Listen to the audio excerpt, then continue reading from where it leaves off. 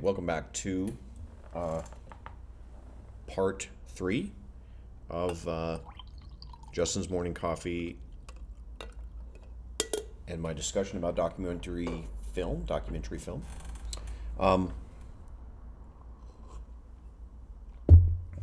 Okay, so I want to go back to what we were talking about, what I call the spiritual genres: confession, testimony, lament, and celebration. Talked about confession, which is personal truth, trying to gain in self-knowledge and trying to integrate your personal story in a healthy way, and how the art forms that operate in confessional space work to spiritually and psychologically, towards spiritual and psychological healing in that regard. And then the testimonial story structure, which is I was lost, and then something happens in the middle, and I was found. I was blind, and then something happens in the middle, and I see. And this idea that that you do not know everything. And these stories, consisting of people who were lost, and then something happened and they were found. They were blind, and then something happened and they could see, metaphorically or literally. And this idea that we live in a world where miracles can happen. In the example of Owen in Life Animated, unable to talk, and then the miracle was that they discovered that he could learn to talk by using these animated films. In Alive Inside, the senior citizens were akin to, described as almost vegetable-like,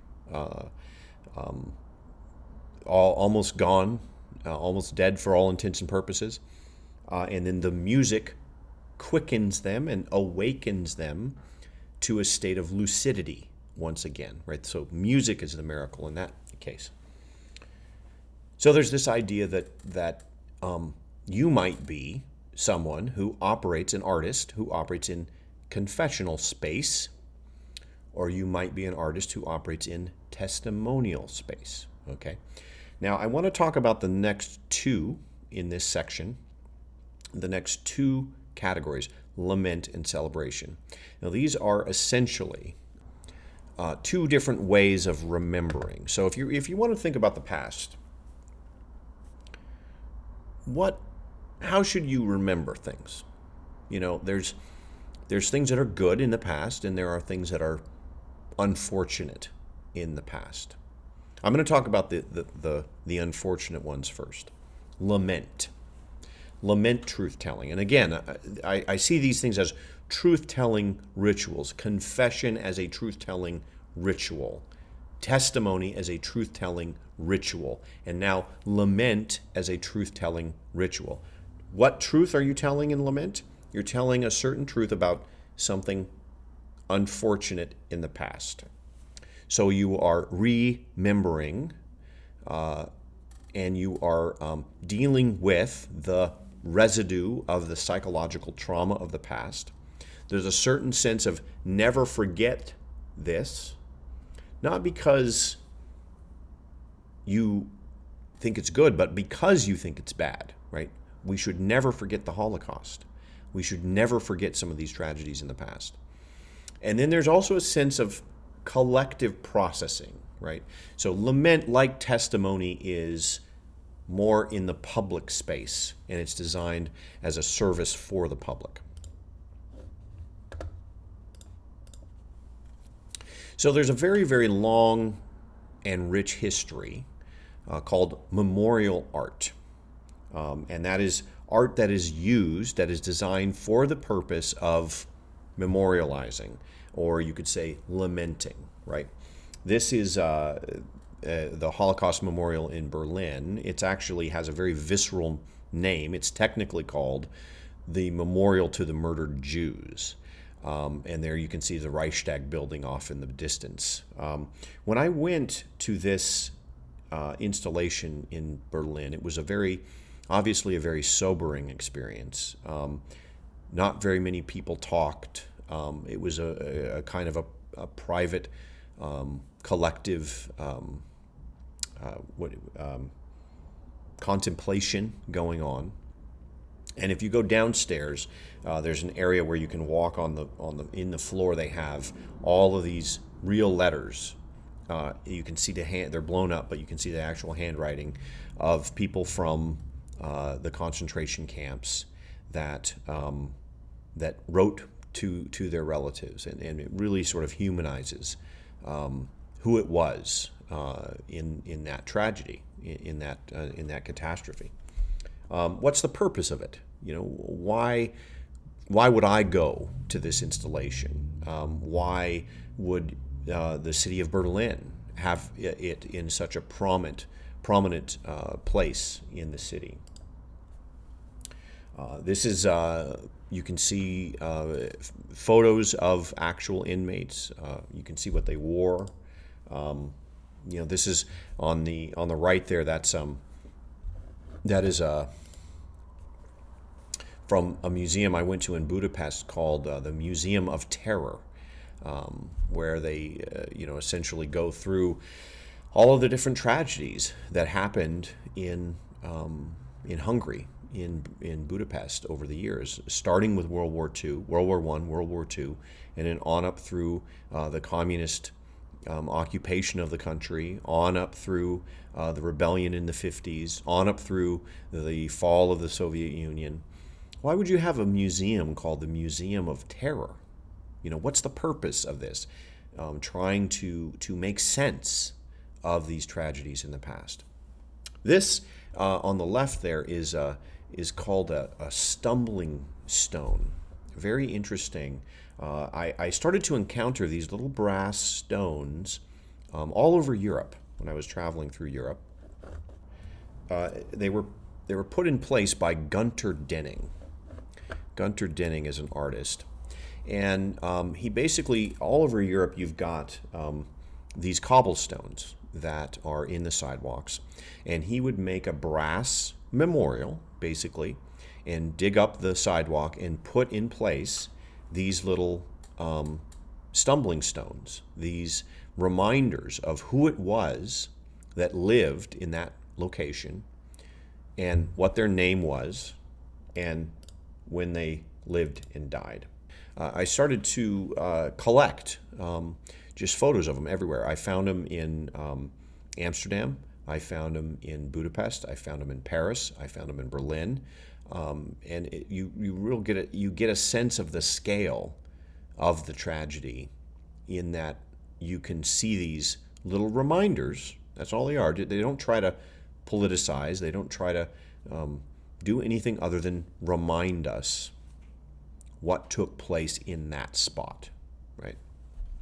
It's a very powerful form of art.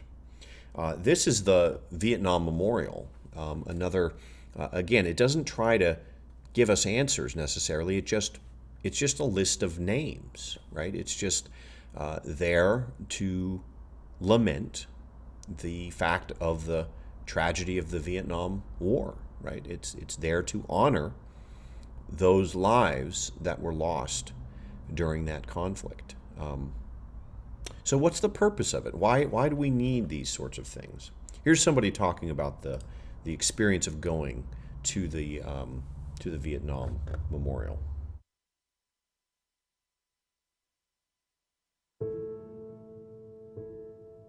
People that have never been to the Vietnam Wall, it's a very moving experience. And I would have to say, in my opinion, it's probably one of the quietest places in Washington, D.C. Because once you get near that, you don't hardly hear any traffic. Nobody talks except to maybe whisper something to somebody else, but it's a very moving experience, and anybody going to DC, that if you had a friend or a relative or a brother or a husband, I found a couple of friends, a couple of guys I graduated with on the wall, and it's very moving.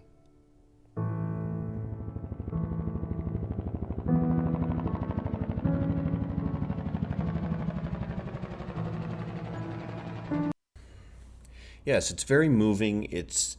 There's a sense that this is what we need. It's the same reason why we have funerals, right? There's this need to recognize, to process, to collectively remember these traumas in the past. So just like you might be someone, I'm going to go ahead here, that wants to operate in confessional space. You might be a confessional filmmaker. You might be a testimonial filmmaker. You might be a lament filmmaker. Or you might have a project and you say, well, this is really operating in the space of memorializing or lament art, right? Here's an excellent example is Peter Jackson's They Shall Not Grow Old, a film about World War I.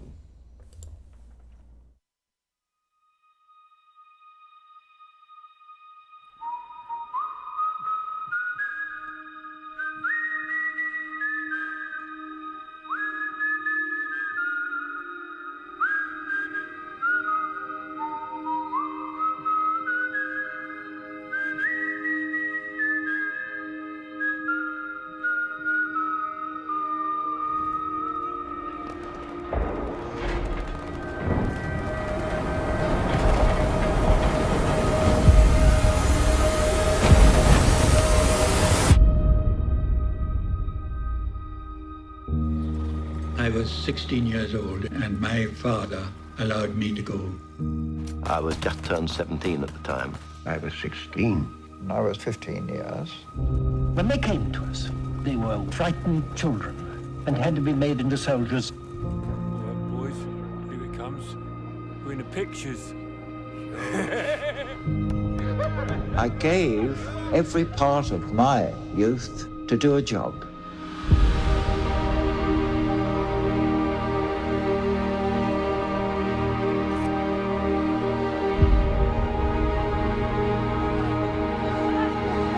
Stand this part of the trench over there.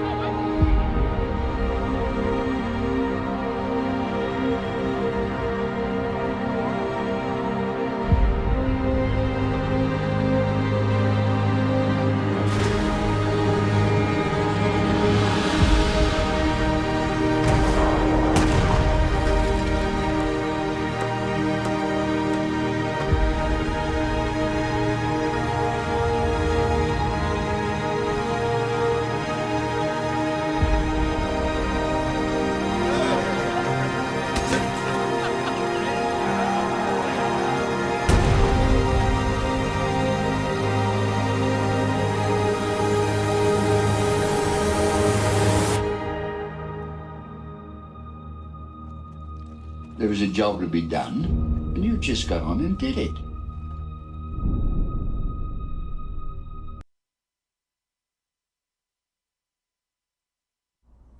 So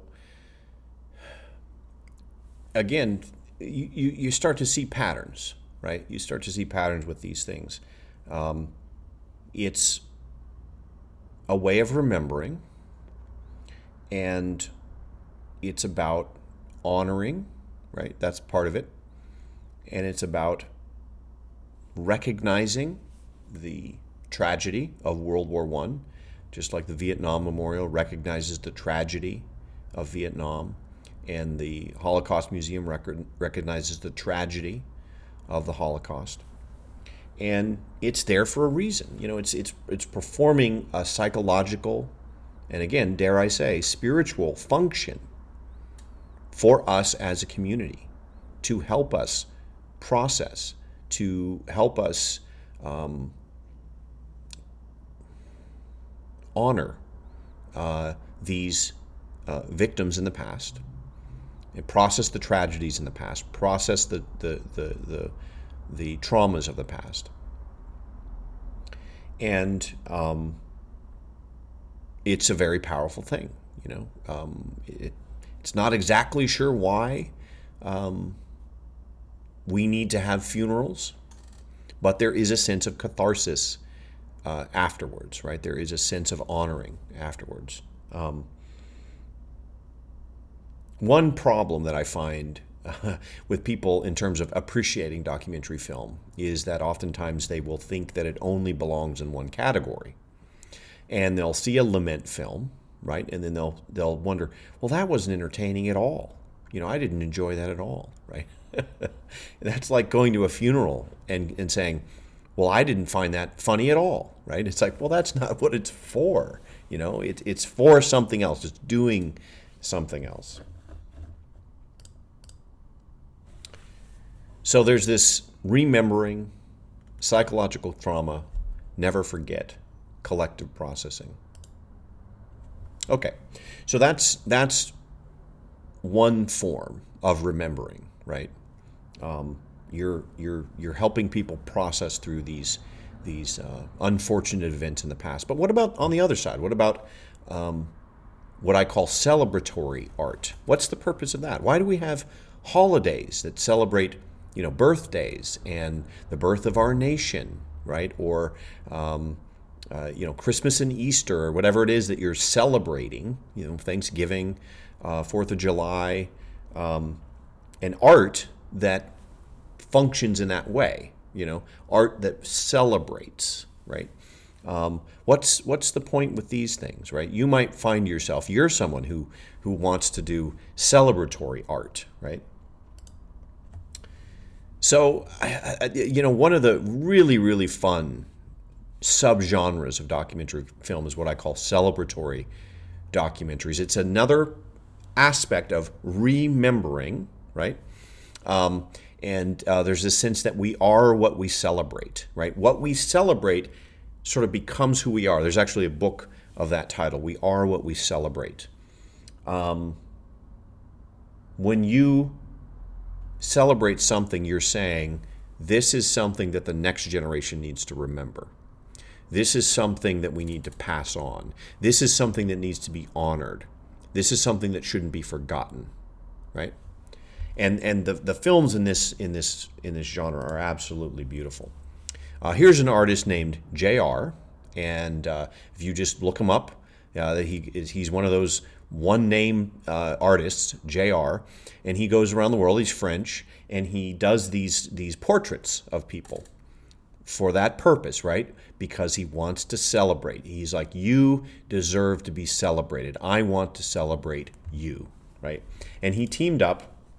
Here's another piece that he's done, and another one. He's able to print out these. I don't know if it's silk screen or exactly what it is, but he can manufacture someone's face on the side of a building like this in such a beautiful and unique way. He teamed up with a filmmaker named Agnes Varda, who's a famous from the French New Wave filmmaker, and just before her death recently, one of the last films that she did was this film called Faces Places, which is an absolutely perfect example of the celebratory genre. Take a look.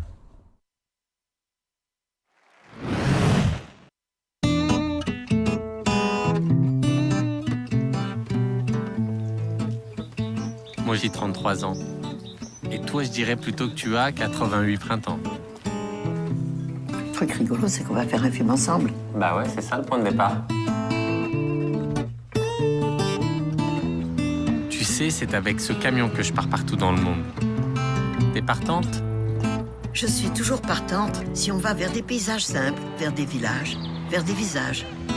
Les gens y rentrent à l'arrière, comme dans un photomaton, et la photo sort dans les 5 secondes sur le côté, en grand format. Un facteur, c'est important dans le village. On y va, on part par là-bas! JR répond à ce que je souhaite le plus. Les visages que je rencontre, les photographies, pour qu'ils ne tombent pas aussitôt dans les trous de ma mémoire.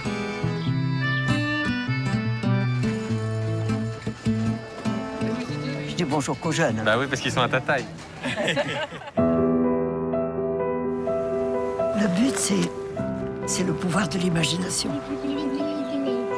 Mais qui c'est qui a eu l'idée? Lui, hein, pas moi. Moi, je suis pas fière de mes pieds, je les trouve trop petits. C'est vrai qu'ils paraissent petits. C'est vrai. C'est juste l'installation de l'échafaudage qui est soumis à autorisation. Alors moi, je vais vous dire quelque chose entre nous. Toutes les amendes, vous pouvez les envoyer à Agnès Varda.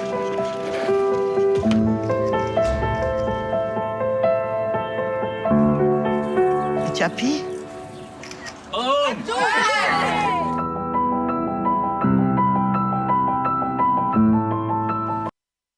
C'est surprenant.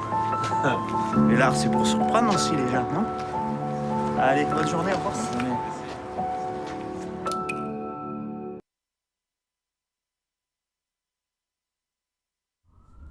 So, Visage Villages, Faces Places, it's just a really, really incredible example of this idea of celebrating, right? And that's all they set out to do, you know. And that's the interesting thing I find about someone, you know, going out to make a film, and they think, well, you know, it needs to have a certain, you know, it needs to follow the hero's journey, or it needs to this, or it needs to that. And I'm like, well, it depends on what you're doing, right? If you're just trying to celebrate, then maybe not. You know, maybe you're just trying to preserve something that exists right now that needs to be remembered. It could be that simple, right? Here's another example. This is an example from Errol Morris, the great filmmaker Errol Morris, about a photographer in New York.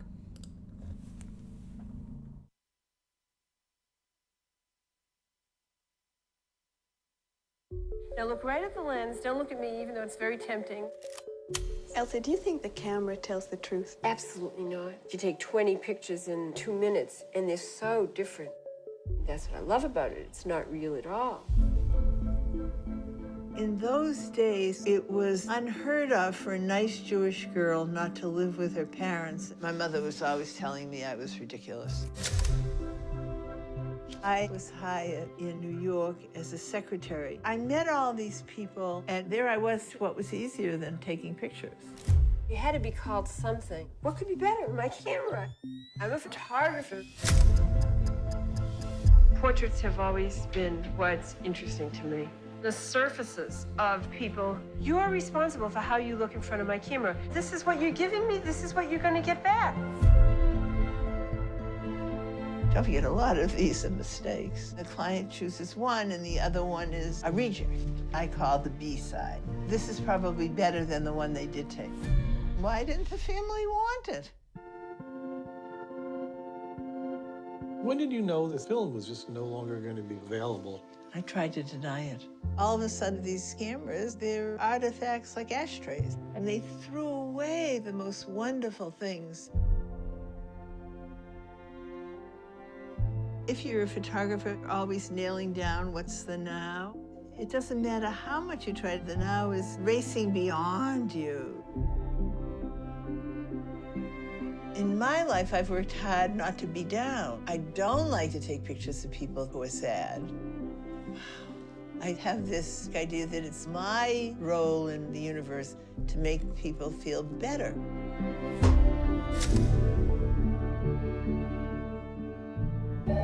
Shall I answer the phone? Sure. We're filming. Yeah, we're on film right now, like the 60s.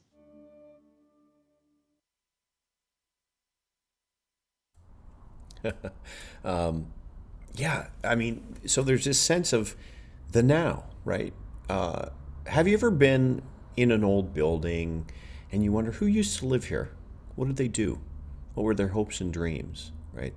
And I can guarantee you, whoever it was, their lives are probably endlessly fascinating. And it's a tragedy that nothing was preserved of them that you know about, right? I mean, these things are infinitely valuable, right? And this is a service that artists will often provide for the rest of us, which is, hey, remember this person. Remember how great that person was, right? Okay, here's another example of the celebratory documentary.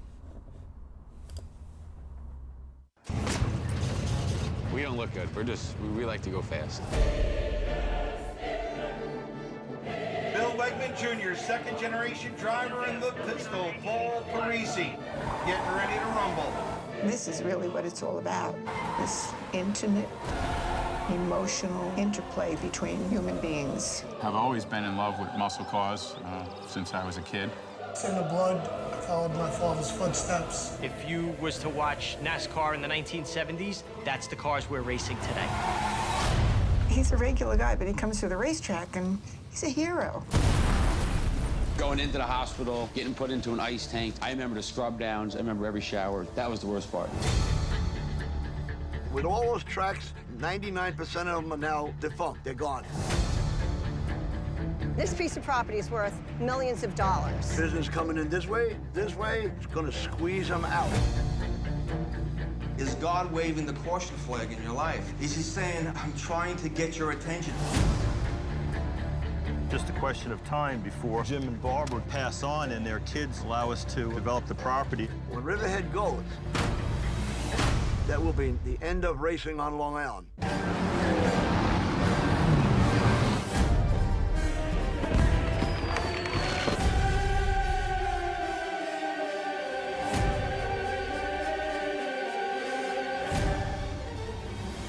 Green flag flies, dueling green flags for Mike Ricker. It's a drag race to turn number 1. I just can't imagine the adrenaline that gets going when you strap yourself into a race car. If you ever touch me again, I'll knock you down. You never know what's going to happen.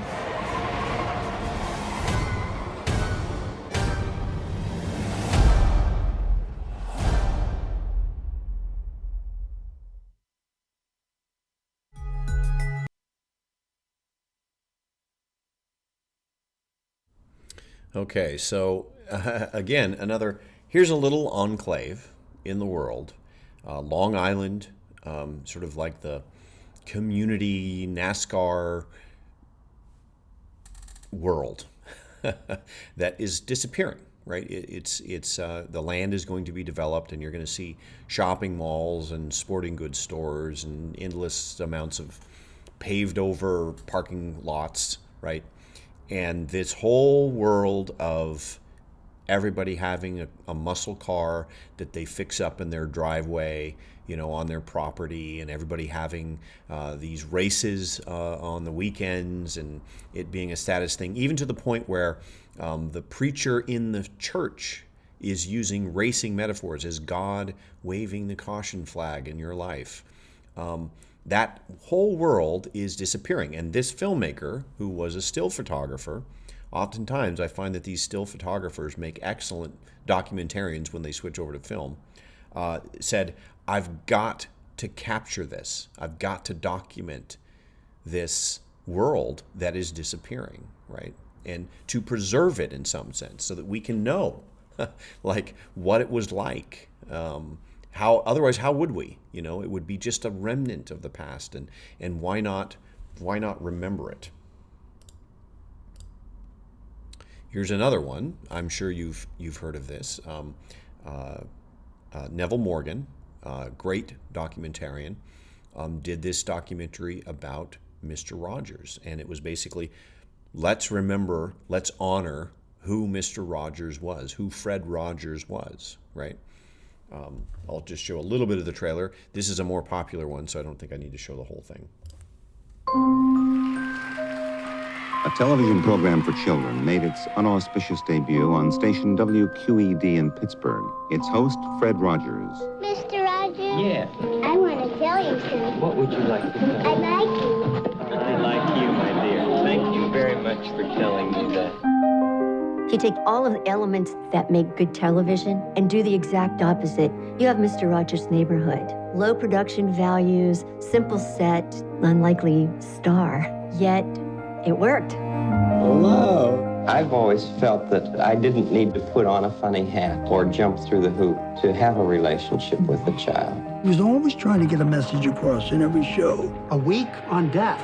What does assassination mean? On divorce. Some people get married, and after a while, they're so unhappy that they don't want to be married anymore. He was radical. I know everyone says that, but he was radical. They didn't want black people to come and swim in their swimming pools. my being on the program was a statement for Fred. A neighborhood was a place where, at times that you felt worried, scared, unsafe, would take care of you. He had a singular vision of kindness and love. Love is at the root of everything. All learning, all... Okay, so you get the idea, right? This Neville Morgan said that he just wanted to, in some sense, kind of preserve the ideas of Fred Rogers, you know, and help us remember who he was, right, in this documentary. And that's the service that these can oftentimes biopics are this way, you know, to help us sort of remember. Yeah, you know, the celebratory world is, you know, rediscovering wonder, right? Isn't it amazing? All of these people and all of these things and all of these little enclaves of the past, right? That's about as much as it needs to be. You know, it doesn't need to necessarily be more than that. So I'm kind of drawing on Nicholas Wolterstorff here, who wrote Art in Action. And, you know, the idea being that you are doing something by saying something, right? Your film, your piece of art is performing in action in the world. That's really what art does, right? There was a time when most people considered art to be something that you put in a museum and it's there for contemplation, right? And there certainly can be art for contemplation sake out there. But what Nicholas Wolterstorff, writing in the 1980s in this book, really recognized was that art can be for a lot of different reasons, right? It can be for confessing. It can be for testifying. It can be for lamenting. It can be for celebrating. You could say maybe it could be for worshiping if you're talking about liturgical art. Or it could be for honoring someone, right? So these four examples, confession, testimony, lament, and celebration, I think are very common examples of actions that the documentary film can perform in the world. But that's not the whole cadre of actions that you can perform. But in answer to the question 2 videos ago that I posed to you, which was, how do you know whether or not your film has been a success? Well, it sort of depends on where you're going, right? So if you're trying to celebrate, you know, how do you know if it was successful? Well, was it successful in its celebration? You know, if you're trying to lament, was it successful in its lamenting? You know, if you're trying to operate in confessional space, was there genuine confession involved? If you're trying to operate in testimonial space, you're right, did it testify to the thing that you wanted to testify to? Did it illustrate that testimonial purpose? So the original question that I asked you guys, how do you find success, right? Money, popularity, legacy, healing. It depends on where you're going. So there's a sense that, you know, up here at the top, you've got the different kinds of documentary film genres that you'll hear talked about: expository, cinema verite, point of view, interview, abstract, you know, the sort of the housing of the documentary film. And if you go a little bit deeper, you might talk about Aristotle's notion of plot, character, atmosphere, and viewpoint, the 4 parts of narrative. Maybe I'll talk about those things at some point, some other time. But then you get all the way down to the bottom here. If you're really, really going deep in terms of the reason why we make art at all, why we tell stories at all, right? They play in somehow to this individual and communal health, you know, individual psychological and spiritual health, individual communal health, right? With all of these different styles. This is the slide that I use in my class. See you next week. But this is so that was those were the spiritual genres, right? Let me just get back to where we were. So we talked about confession, testimony, lament, and celebration. And if you want to know more about how I think all of those things work, obviously that's what I cover in my book. But hopefully these series of videos have helped you understand sort of where I'm coming with this and sort of how I've been thinking about these things. And if you're an artist, if you're a filmmaker, of course, feel free to contact me and talk to me about it, or if you're an artist of another stripe and you're wanting to think more about testimony, celebration, lament, feel free to contact me. But thank you for watching, and I will see you next time.